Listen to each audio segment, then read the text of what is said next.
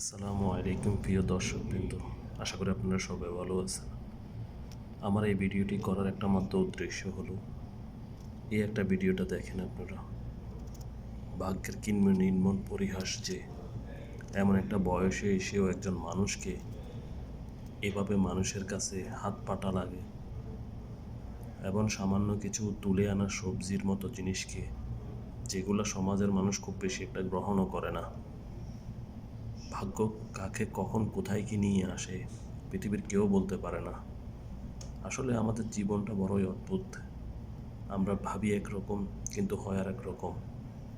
এই মানুষ দিকে তাকিয়ে একবার দেখেন, নিজেকে কল্পনা করার চেষ্টা করেন তাদের কোন পরিস্থিতিতে তাদের জীবন যায়। কথায় আছে, যার কেউ নাই তার একমাত্র আল্লাহ ছাড়া আর কেউ নেই। মানুষ কতটা পরিস্থিতির মধ্যে পড়লে এরকমভাবে এই সবজিগুলো নিয়ে যায়। আসলে এগুলো খুবই দুঃখ আর হৃদয় দেওয়া দৃশ্য। এগুলা নিজের চোখে থেকে কান্না চলে আসলো এই মহিলাটার এরকম দেখে। ওনার প্রতি আমার খুবই মায়া লাগলো। আল্লাহ এসব মানুষদেরকে সাহায্য করার জন্য যেন আমাদের সবাইকে তৌফিক দান করে। কথায় আছে, স্বাদ আছে কিন্তু আমাদের সাধ্য তো নেই, তারপরে চেষ্টা